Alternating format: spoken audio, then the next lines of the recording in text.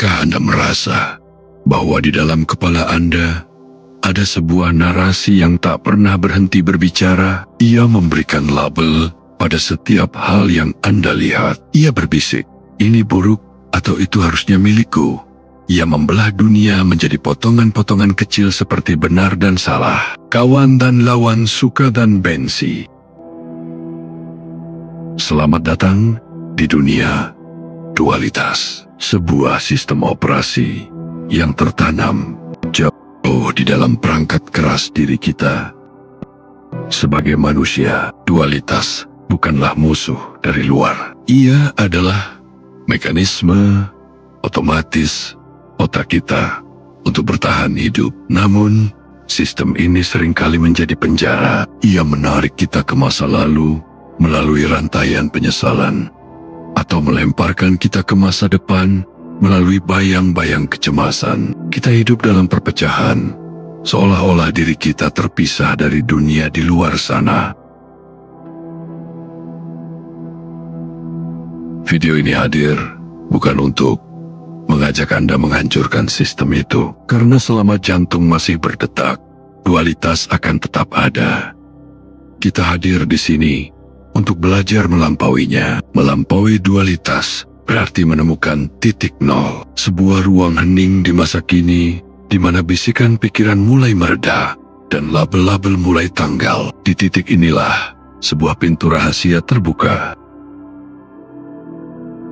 Pintu menuju pengetahuan yang tidak didapat dari buku, melainkan dari pengalaman langsung menjadi satu dengan kebenaran. Pintu menuju ilmu laduni, cahaya yang jatuh pada cermin hati yang sudah bening dari debu masa lalu dan masa depan. Mari kita mulai perjalanan ini, bukan untuk menjadi orang lain, bukan untuk pergi kemana-mana, namun untuk kembali hadir, kembali utuh, dan menyadari bahwa di balik semua perbedaan yang tampak, hanya ada satu kesatuan yang nyata. Selamat menyaksikan. Bayangkan, pikiran Anda adalah sebuah komputer canggih. Untuk menjalankan tugasnya, ia membutuhkan kode biner 1 dan 0. Tanpa perbedaan itu, komputer tidak bisa bekerja. Begitu pula dengan kita. Secara biologis, kita dirancang untuk dualitas. Otak kita bekerja melalui kontras. Kita mengenal panas karena ada dingin. Kita mengenali cahaya karena ada kegelapan. Tanpa kemampuan untuk membelah dan membandingkan, kita tidak akan bisa bertahan hidup. Dualitas adalah alat bertahan hidup. Ia membantu kita membedakan mana yang mengancam dan mana yang melindungi. Jadi, hal pertama yang harus kita sadari adalah dualitas bukanlah musuh. Ia adalah fitrah, sebuah perangkat keras yang sudah terpasang sejak kita lahir. Namun, jika dualitas adalah sistem yang berguna, mengapa ia sering membuat kita menderita? Jawabannya terletak pada bagaimana sistem ini hadir dalam keseharian kita, melalui bisikan dan pikiran. Dualitas hadir sebagai label otomatis. Pikiran kita adalah seorang narator yang tidak pernah bisa diam. Ia tidak membiarkan realitas terjadi begitu saja. Saat hujan turun, ia tidak hanya melihat air. Ia berbisik, ini buruk, saya akan basah dan sakit. Saat seseorang lewat, ia berbisik, dia lebih hebat dari saya, atau dia lebih rendah dari saya. Dualitas juga hadir sebagai dialog internal. Pernahkah Anda merasa ada perang di dalam kepala Anda, antara sisi yang ingin maju dan sisi yang ketakutan, antara si pengkritik yang kejam dan si terdakwa yang merasa bersalah? Inilah dualitas yang memecah diri kita menjadi berkeping-keping. Dan puncaknya adalah ilusi jarak. Dualitas menciptakan ilusi bahwa ada saya di sini yang terpisah dari dunia di luar sana. Kita merasa seperti pulau yang kesepian di tengah samudra. Lupa bahwa pulau dan samudra terhubung di dasar yang paling dalam. Sistem ini akan selalu berjalan, bisikan itu akan selalu ada. Namun, melampauinya berarti kita mulai belajar untuk mendengar bisikan itu tanpa harus mempercayainya. Kita melihat label itu tanpa harus menjadi label tersebut. Salah satu kutub terkuat dalam dualitas adalah masa lalu. Pikiran kita memiliki perpustakaan raksasa yang disebut memori. Namun, kita jarang menggunakannya hanya sebagai data. Kita sering menjadikannya penjara. Masa lalu hadir dalam bentuk bisikan penyesalan. Harusnya aku tidak melakukan itu. Atau beban identitas. Aku adalah orang yang gagal karena kejadian 10 tahun lalu. Masa lalu adalah dualitas antara siapa saya dulu dan siapa saya yang seharusnya. Kita memikul mayat masa lalu. Kemanapun kita pergi, kita lupa bahwa masa lalu hanyalah jejak memori yang muncul di masa kini. Ia tidak nyata, namun ia mengendalikan seluruh hidup kita. Di kutub yang berlawanan, ada masa depan. Jika masa lalu adalah beban, maka masa depan adalah kecemasan. Pikiran kita menciptakan ribuan skenario tentang apa yang mungkin terjadi. Kita mengejar harapan yang seringkali hanyalah ilusi. Atau kita lari dari ketakutan yang belum tentu ada. Dualitas masa depan adalah tarik-menarik antara harapan dan ketakutan. Sistem ini membuat kita selalu merasa kurang di saat ini. Kita menjadi pemburu yang mengejar bayangannya sendiri, tanpa menyadari bahwa masa depan hanyalah proyeksi mental yang dibuat hari ini. Inilah tragedi manusia. Kita seringkali menjadi pengungsi di dalam hidup kita sendiri. Kita tidak pernah benar-benar ada saat tubuh kita berada di sini. Pikiran kita sedang berkelana di masa lalu yang sudah mati, atau masa depan yang belum lahir. Terjepit di antara dua dimensi ini adalah akar dari segala kegelisahan. Kita kehilangan satu-satunya tempat di mana kehidupan benar-benar terjadi. Satu-satunya tempat di mana dualitas masa lalu dan masa depan itu lenyap adalah saat ini.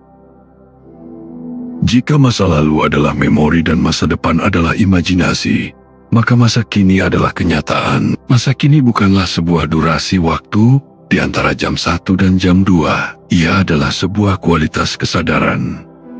Di masa kini, tidak ada perbandingan saat Anda benar-benar hadir. Pikiran tidak sempat berbisik ini buruk atau aku gagal. Yang ada hanyalah apa adanya. Masa kini adalah titik nol. Di titik ini, dualitas antara benar dan salah, atau lalu dan depan melebur. Saat Anda berhenti membandingkan detik ini dengan detik yang lain, Anda melampaui dualitas. Anda tidak lagi menjadi korban waktu. Anda menjadi tuan atas kehadiran Anda sendiri.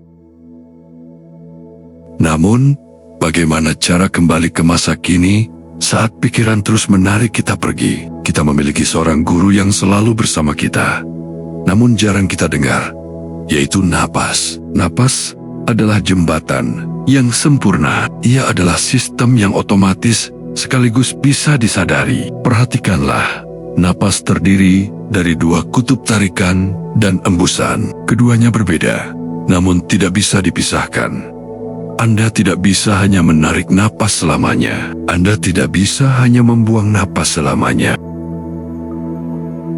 Di antara tarikan dan embusan, ada sebuah jeda.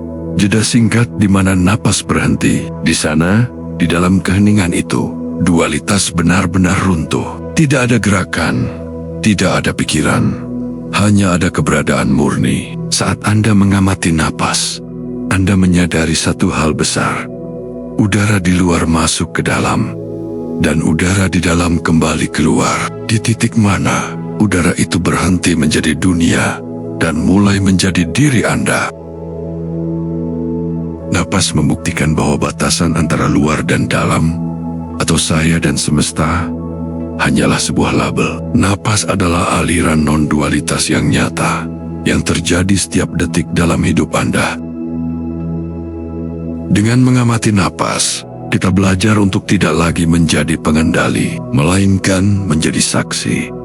Kita tidak lagi mengatur hidup agar sesuai dengan keinginan ego, melainkan membiarkan kehidupan bernapas melalui kita. Ketika Anda hadir di sini, saat ini, dengan setiap helaan napas, Anda sedang melangkah keluar dari penjara dualitas. Anda sedang menyiapkan diri untuk sesuatu yang lebih dalam, yaitu penyingkapan batin yang melampaui kata-kata. Selama ini, kita mengira pengetahuan adalah tentang mengumpulkan informasi. Kita membaca buku, menghafal teori, dan membandingkan fakta. Itu adalah pengetahuan dualistik, di mana ada saya yang mencari dan ilmu yang dicari. Namun, di balik itu, ada pemahaman yang diperoleh secara tiba-tiba atau gnosis.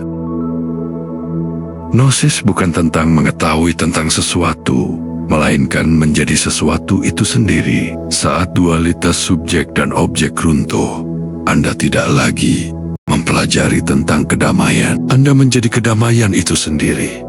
Anda tidak lagi bertanya, di mana Tuhan? Anda menyadari kehadirannya dalam setiap kedipan mata Anda. Di titik gnosis, pikiran yang penuh bisikan terdiam. Yang tersisa hanyalah kepastian yang tak tergoyahkan. Pengetahuan yang datang bukan dari kata-kata, melainkan dari penyaksian langsung. Dalam tradisi spiritual, ada sebuah karunia yang disebut ilmu laduni. Inilah pengetahuan yang datang langsung dari sisi Tuhan, tanpa perantara guru, buku, atau proses logika. Bagaimana ilmu ini datang? Ia tidak bisa dikejar dengan ambisi ego. Ia hadir saat cermin hati Anda sudah bersih dari debu masa lalu dan kabut masa depan. Saat Anda hadir sepenuhnya di masa kini, Anda sedang menyiapkan wadah yang kosong. Ilmu laduni adalah jawaban yang muncul tepat saat Anda berhenti bertanya. Ia adalah kebijaksanaan yang mengalir saat Anda berhenti berusaha menjadi pintar. Ketika ego sumber segala dualitas telah meluruh atau fana, maka kebenaran akan menyatakan dirinya sendiri melalui Anda. Melampaui dualitas bukan berarti kita meninggalkan dunia ini. Kita tetap hidup di tengah sistem yang dualistik. Kita tetap makan, bekerja, dan berinteraksi. Namun, ada perbedaan besar. Kita tidak lagi terikat. Inilah paradoks yang indah. Kita menjalankan peran di dunia dualitas, namun hati kita menetap dalam kesatuan non-dualitas. Kita merasakan sedih, namun kita tahu kesedihan itu hanyalah awan yang lewat di langit. Kesadaran kita yang luas. Kita adalah pemain yang sadar bahwa hidup ini adalah panggung. Namun kita juga adalah penonton yang tahu bahwa drama ini hanyalah permainan cahaya. Melampaui dualitas adalah perjalanan pulang kembali ke diri Anda yang asli.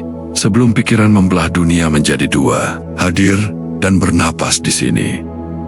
Di titik nol ini, Anda telah kembali menjadi utuh.